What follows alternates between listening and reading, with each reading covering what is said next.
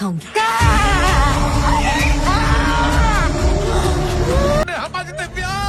ಇತ್ತೀಚೆಗೆ ಎಲ್ಲೆಡೆ ಕೇರಳ ಸ್ಟೋರಿ 2 ಚಿತ್ರದ ಟ್ರೈಲರ್ ಕುರಿತು ಚರ್ಚೆಗಳು ಜೋರಾಗಿದೆ. ಟ್ರೈಲರ್ ಬಿಡುಗಡೆಯಾದ ನಂತರ ಸಾಮಾಜಿಕ ಜಾಲತಾಣದಲ್ಲಿ ಭಾರಿ ಪ್ರತಿಕ್ರಿಯೆಗಳು ವ್ಯಕ್ತವಾಗ್ತಿದೆ.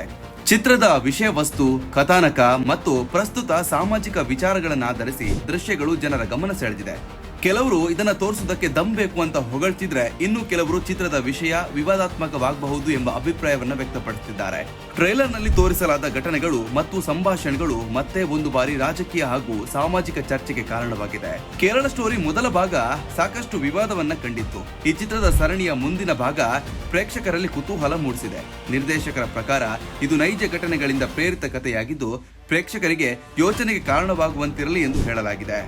ಸಾಮಾಜಿಕ ಜಾಲತಾಣದಲ್ಲಿ ಟ್ರೈಲರ್ ಕ್ಲಿಪ್ಗಳು ವೈರಲ್ ಆಗ್ತಿದ್ದು, ಕೆಲವರು ಚಿತ್ರದ ಬೆಂಬಲಕ್ಕೆ ನಿಂತಿದ್ದಾರೆ. ಮತ್ತೊಂದೆಡೆ ಕೆಲವು ಸಂಘಟನೆಗಳು ಮತ್ತು ರಾಜಕೀಯ ವಲಯಗಳು ಚಿತ್ರ ಬಿಡುಗಡೆ ವಿರೋಧವನ್ನ ವ್ಯಕ್ತಪಡಿಸುತ್ತಿದ್ದಾರೆ. ಇದರ ನಡುವೆ ಚಿತ್ರತಂಡವು ತಮ್ಮ ಕೆಲಸದ ಬಗ್ಗೆ ವಿಶ್ವಾಸವನ್ನ ವ್ಯಕ್ತಪಡಿಸಿದೆ. ಇನ್ನು ಮುಖ್ಯವಾಗಿ ಚರ್ಚೆಯಾಗ್ತಿರುವ ಭಾಗ ಯಾವುದಪ್ಪ ಅಂತ ಕೇಳಿದ್ರೆ, ಟ್ರೈಲರ್ ನಲ್ಲಿ ನೋಡಿದ ಒಂದು ಬೀಫ್ ಈಟಿಂಗ್ ಸೀನ್. ಹೌದು, ತುಂಬಾ ಫೋರ್ಸ್ಫುಲಿ ಆಗಿ ಒಂದು ಹಿಂದೂ ಯುವತಿಯ ಬಾಯಿಗೆ ದನದ ಮಾಂಸವನ್ನ ತುರುಕುವಂತಹ ಒಂದು ಕ್ಲಿಪ್ ಸದ್ಯ ಸೋಷಿಯಲ್ ಮೀಡಿಯಾದಲ್ಲಿ ಭಯಂಕರ ವೈರಲ್ ಆಗಿತ್ತು. ಆ ವಿಡಿಯೋ ವೈರಲ್ ಬೆನ್ನಲ್ಲೇ ಕೇರಳದ ಜನರು ತಮ್ಮ ರಿಯಾಕ್ಷನ್ ಗಳನ್ನ ತೋರ್ಪಡಿಸಿಕೊಂಡಿದ್ದಾರೆ.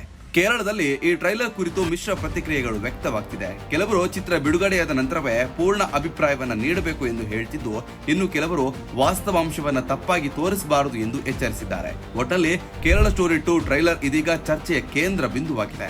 ಬನ್ನಿ ಹಾಗಾದ್ರೆ ಕೇರಳದ ಜನರು ತಮ್ಮ ಅಭಿಪ್ರಾಯವನ್ನ ವಿಡಿಯೋ ಮಾಡಿಕೊಂಡು ಸೋಷಿಯಲ್ ಮೀಡಿಯಾದಲ್ಲಿ ಹಂಚಿಕೊಂಡಿದ್ದಾರೆ. ಆ ವಿಡಿಯೋ ಕ್ಲಿಪ್ ಗಳನ್ನ ನೋಡ್ತಾ ಬರೋಣ. Hi. Hello. We both are from Kerala. We born in two different Hindu families.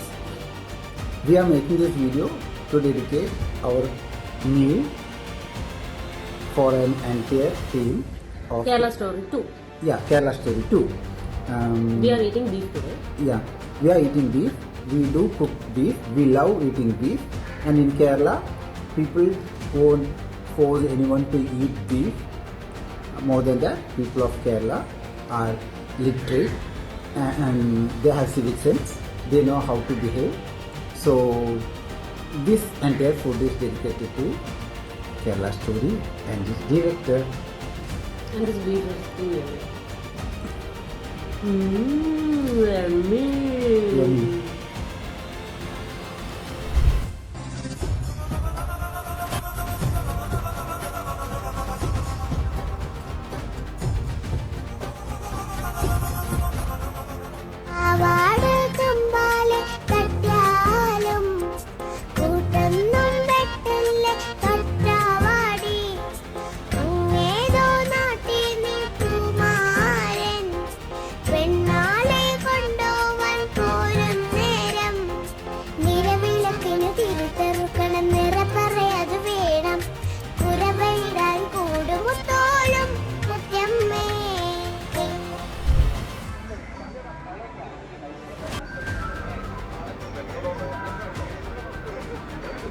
Hello everyone, it's me Nisha. Currently I'm pursuing my master's degree from NIT Calicut. So today I saw the trailer of Kerala Story 2, and being a North Indian girl, I'm kind of surprised because it's been 2 years that I'm living in Kerala, but I haven't seen or faced something like this. Most of my friends are Mallus, and religion wise they are Hindu, Muslim or Christian, and they haven't forced me to eat beef. It's here, food is a personal choice. They love to eat beef, but they haven't forced me or they haven't asked me to eat beef. Oh, here Onam is a festival where all religion people come together to celebrate that. So Kerala is a place, from my perspective, it's a place where all religion people live together, eat food together and enjoy their festival together. ಈ ವಿಡಿಯೋದಲ್ಲಿ ಮಾತನಾಡಿದ ಹಿಂದೂ ಮಲಯಾಳಿಗಳು, ನಾವು ಪ್ರೀತಿಯಿಂದ ನಮ್ಮ ಇಷ್ಟದ ಪ್ರಕಾರ ದನದ ಮಾಂಸವನ್ನ ತಿಂತೇವೆ ಅಂತ ಹೇಳಿದ್ದಾರೆ. ಇನ್ನು ಎರಡನೇ ವಿಡಿಯೋದಲ್ಲಿ ಒಂದು ಹಿಂದೂ ಯುವತಿ ತನ್ನ ಕೈಯಾರೆ ದನದ ಮಾಂಸವನ್ನ ಫೋರ್ಸ್ಫುಲಿಯಾಗಿ ತಿನ್ನುವಂತೆ ನಾಟಕ ಮಾಡಿಕೊಂಡು ತಿಂದುಕೊಂಡಿದ್ದಾಳೆ.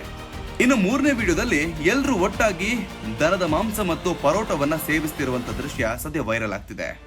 ಈ ನಾಲ್ಕನೇ ವಿಡಿಯೋದಲ್ಲಿ ನಾರ್ತ್ ಇಂಡಿಯಾದಿಂದ ಬಂದಿರುವಂತಹ ಒಂದು ಯುವತಿ ಕೇರಳದಲ್ಲಿ 2 ವರ್ಷಗಳಿಂದ ಇದ್ರೂ ಕೂಡ ಇಂತಹ ಸಮಸ್ಯೆಯನ್ನ ಯಾರು ಎದುರಿಸಲಿಲ್ಲ ಎಂಬುದನ್ನ ಹೇಳ್ಕೊಂಡಿದ್ದಾರೆ.